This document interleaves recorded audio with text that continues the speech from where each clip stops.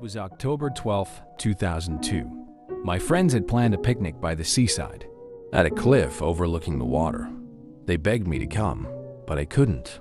I had to work late that day. While they were out having fun, I was stuck at my desk, trying to ignore my disappointment. That night I went to bed, feeling restless. And then I had a dream. No, not a dream. It was more like a nightmare. In the nightmare, I was with my friends on the cliff. The sun was shining, and we were laughing and eating. After a while, someone suggested cliff diving. I watched as one by one, they jumped into the water, cheering and splashing. Jamie, the fearless one, was last. He ran to the edge, shouted something, and leapt into the air, his arms outstretched. But as he fell, something changed. The water beneath him wasn't calm anymore. It churned violently, and from its depths, pale skeletal hands began to rise. Dozens of them. They reached up, grabbing at Jamie. I tried to scream, but no sound came out.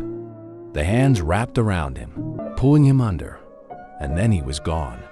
I woke up in a cold sweat, my heart pounding. It was just a dream, I told myself. Just a nightmare. The next day, I got a call. Jamie had drowned during the picnic. My friend said he jumped off the cliff, but he never surfaced. His body was found hours later. I was shaken to my core. After the funeral, I visited Sarah, one of my friends who had been there that day. She had taken photos during the picnic and was going through them. When she showed me the picture of Jamie's jump, my blood ran cold. It was exactly what I saw in my nightmare. Jamie midair, and below him in the water, countless ghostly hands rising to grab him. I couldn't explain it then, and I can't explain it now. But to this day, I can't shake the feeling that the sea took him, and that somehow it wanted me to see it happen.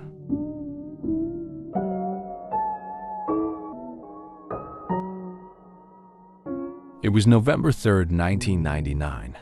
I remember it vividly, as if it happened just yesterday. My best friend, Robert, and I had gotten off our shift early that night. We worked long hours at the factory, so an early end to the day was rare, almost a treat. The sun had already set, and the city was shrouded in a cold, misty air that seemed heavier than usual. We boarded the last bus heading toward our neighborhood. It was mostly empty, except for the driver and a few people scattered here and there. Robert and I took seats near the middle, exhausted from the day's work. The bus hummed softly as it rolled through the quiet streets, its lights flickering occasionally. We both started to doze off, lulled by the rhythmic motion of the vehicle. That's when I heard them. Children's voices, faint at first, coming from the very back of the bus. It was strange because I hadn't noticed any kids when we got on. I nudged Robert awake, and he heard it too. The voices grew clearer as we strained to listen. They were talking about a ghost story, their young voices laced with an eerie excitement. And if you turn around, one of them said, his tone low and dramatic, "The ghost will snatch you away and carry you off to the afterworld." The other kid replied, "That's easy then, isn't it? Just don't turn around." "Yeah," said the first boy, "but the ghost won't make it easy. It'll do everything it can to trick you into turning around.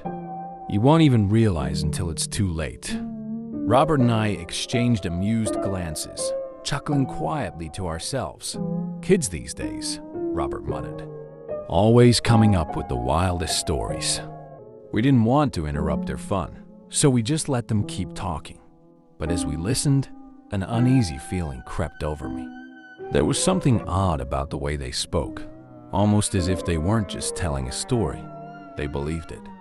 The bus started slowing down, and I realized we were approaching the stop where most kids in the area would get off. But the two boys were still deep in their conversation, showing no signs of moving. Robert leaned over and whispered, "Looks like they're going to miss their stop. Should I tell them?" I yawned and shrugged. "Yeah, sure. Go ahead," I said, too tired to even look up. Robert stood up and started walking toward the back of the bus. As he passed me, I caught a glimpse of his face, and for some reason, he looked hesitant. The bus came to a stop. I heard him call out, "Hey, you two, you're about to miss your..." And then, silence. I sat up, confused. "Robert?" I called out, turning around in my seat to look for him. But he wasn't there. The bus was completely empty. I froze, my heart pounding in my chest. The voices of the children were gone. The back of the bus was dark and eerily quiet. I stumbled toward the driver, panic rising in my throat. "Where did my friend go?" I asked, my voice shaking. The driver looked at me with a puzzled expression. "What are you talking about?" he said. "You've been the only passenger this whole ride." I got off at the next stop, still in shock, and walked home, hoping, praying that this was all some sort of twisted nightmare. But it wasn't. The next day, Robert was officially declared missing. Weeks turned into months and there was no trace of him. No one could explain how he disappeared. And still, to this day, I hear his voice in my dreams, calling out to me. Sometimes I wonder if I'll ever see him again. Other times, I fear I already know the answer. I just wish it had all been a nightmare. But it wasn't. Robert is gone, and the memory of that bus ride haunts me every single day.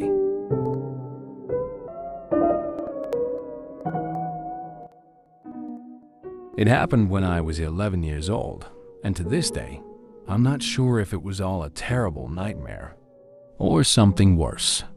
I lived with my parents in a quiet, rural area.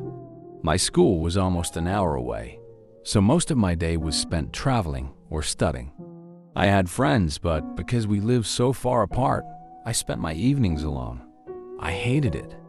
The loneliness crept in and stuck with me, no matter how hard I tried to shake it off.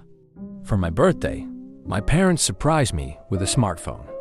They thought it would help me feel less isolated, letting me keep in touch with my school friends.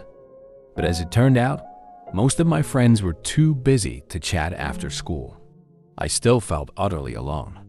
That's when my mom came up with the idea of finding a pen pal. I searched online and found a site where people could post messages. I wrote something simple. "Hi, I'm Melanie, 11 years old, and looking for a pen pal to talk to." I didn't expect much, but later that evening, my phone buzzed. I had an email from someone named Fred. The subject line read, "Friend wanted." The message was short. "Hi, I saw your post. I'm lonely too. Would you like to be pen pals?" I replied right away, and from that moment, Fred and I became inseparable, at least online. We exchanged emails every day, talking about everything. Fred was funny, kind, and seemed to understand me in a way no one else did. I even started to wonder what he looked like. Was he cute? Could he be my first boyfriend? But as time went on, something about Fred felt off. He always asked about my life, but never shared anything about himself. I didn't know where he lived, what school he went to, or even how old he was. Whenever I asked, he dodged the question. One day, Fred sent me an email that changed everything. He said, "Can I call you tonight? I'd love to hear your voice." I hesitated. Something about it made me uneasy, but I pushed the feeling aside. I told myself I was overthinking it and replied, "Sure, call me at 8 p.m. That night, at exactly 8 o'clock, my phone rang. My heart raced as I answered. "Hello?" I said, hitting the record button. I wanted to save the call so I could listen to Fred's voice whenever I felt lonely. Fred's voice was warm, friendly, and easy to talk to. We chatted for hours, and I felt completely at ease. But when I hung up around 11 p.m., something strange happened. I realized I couldn't remember much of what we talked about. It was like my memory of the conversation had been wiped clean. All I remembered was that it had been fun. I went to bed feeling oddly drained. I fell asleep quickly, but what happened next was terrifying. In my dream, or at least I think it was a dream, I woke up to Fred's voice whispering in my ear. It wasn't warm or friendly anymore. It was cold and repetitive, like a chant. Jump out the window, jump out the window. Jump out the window at 2 a.m. The voice grew louder and more insistent until I jolted awake, gasping for air. But when I opened my eyes, I wasn't in bed. I was halfway out of my bedroom window. My mom was screaming my name, grabbing my arm and pulling me back inside. "What are you doing?" she cried, tears streaming down her face. "You could have died." I had no idea how I got there. I couldn't explain it to her or to myself. I was terrified. Then my mom grabbed my phone and noticed the recording from earlier. She hit play, and we listened together. At first, it was just Fred's voice, cheerful and normal. But then, it shifted. His tone became monotone, emotionless. And over, he said, "Jump out the window. Jump out the window. Jump out the window at 2 a.m." My mom stared at me in shock. I felt like I couldn't breathe. We deleted the recording and blocked Fred's email, but that didn't stop the nightmares. To this day, I still don't know if it was all just a nightmare that got into my head, or if Fred was something more than he seemed. All I know is that the loneliness I felt back then was nothing compared to the fear I've lived with ever since. Sometimes late at night, I still hear his voice whispering, "Jump out the window."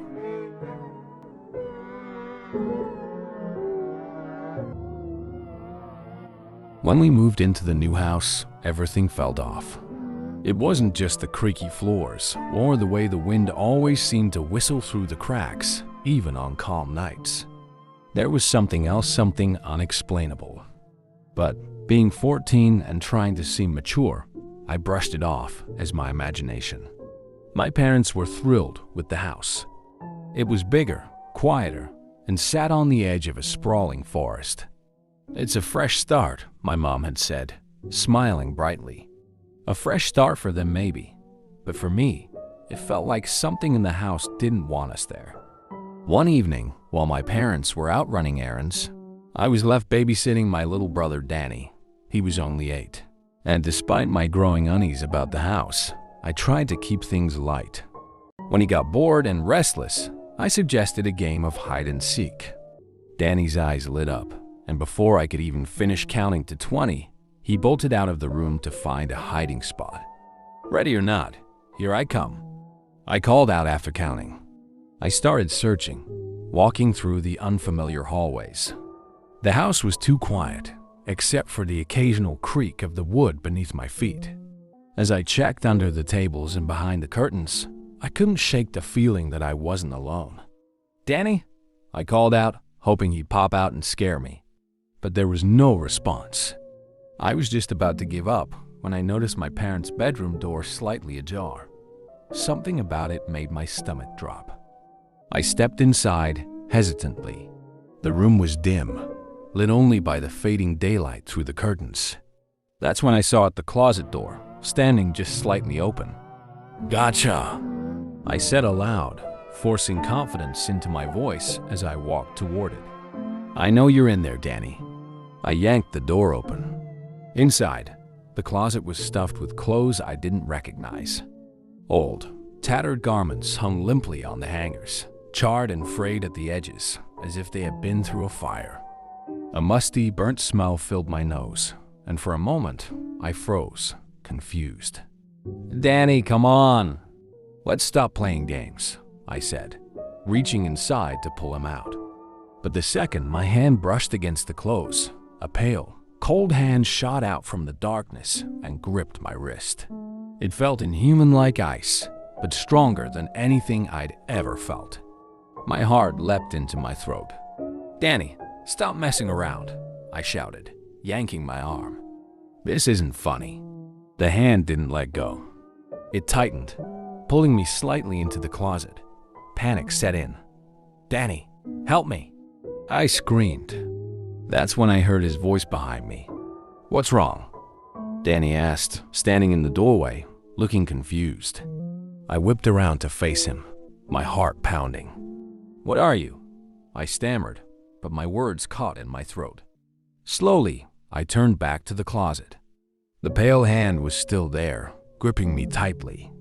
The clothes it emerged from looked older now, more burned, their ashy fabric flaking away. I screamed, pulling with all my strength. Danny ran over, grabbing my arm and yanking me free. Together, we stumbled backward and slammed the closet door shut. We didn't stop running until we were outside, panting on the front lawn, staring back at the house. When my parents came home, we told them what had happened. They laughed it off at first, thinking we were just being kids. But when they opened the closet, the burnt clothes were gone. The space was empty, as if nothing had ever been there. But I knew what I saw. Those clothes, they weren't ours. They looked old, scorched, and filled with the stench of smoke. And yet, they felt eerily familiar. Later that night, I realized why. In the dream or nightmare that had haunted me for weeks before we moved, I'd seen those same clothes in a fiery blaze, hanging in a closet just like the one in our new house. I asked my parents about it a few days later. At first, they dismissed me. But when I pressed, my dad admitted the house had once been damaged in a fire decades ago. The previous owner said no one had lived here since, he said. So how did I know those clothes? To this day, I can't explain what happened. Was it a nightmare bleeding into reality? Or had something in the house reached out to me, dragging the past into the present? All I know is I haven't opened that closet since, and I never will.